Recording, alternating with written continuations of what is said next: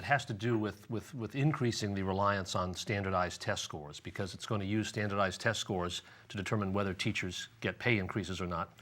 It also requires, in effect, teachers to be rehired every year or something like that, so that in effect it abolishes tenure. A lot of people say there's no tenure in Florida now as it exists.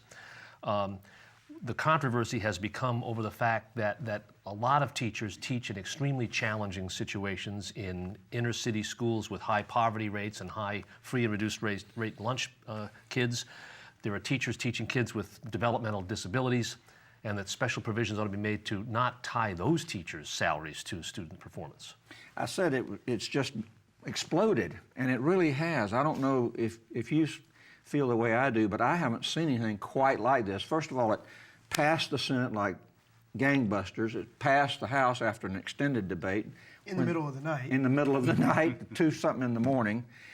And now it sits on the governor's desk, and there's just been storm and stress and turmoil. Talk a little bit about how stressful this has been for a lot of people. Anybody? Mary Ellen, let's start with you. Well, part of it is the way this was handled. It did kind of come out of nowhere in the sense that we hadn't had any study groups, we hadn't had any committee hearings that said, here's what we're going to work on this session. Now, the proponents say this has been an issue that's been on their plate for a very long time.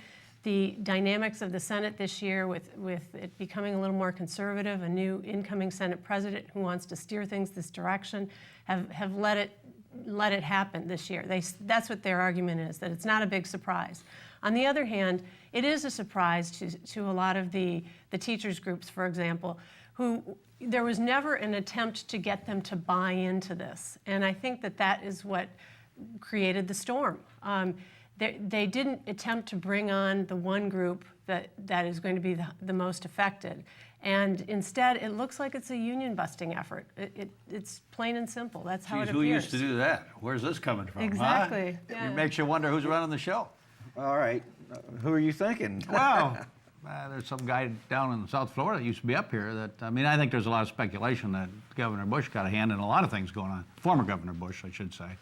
And I'm not sure that creates some of the angst that Governor Christ and his willingness to maybe stop some of these measures. But I think a lot of the acrimony on this bill, as Mary Ellen said, it started with the fact that the teachers weren't in from the beginning, but it got worse as this bill moved through the process because, and this was not unique to this bill. This always happens, but people are never ready for it.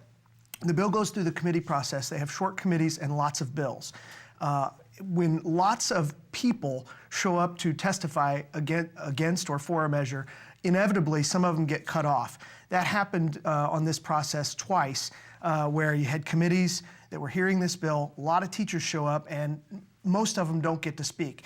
That intensified the anger, and I think a whole lot on this issue. And also the point that they wouldn't allow any amendments. Once That's it right. passed the Senate, they wanted to get it through, and they didn't want to make any modifications or changes. And that made it look like this thing was on the fast track, and they were not willing to listen to any criticism.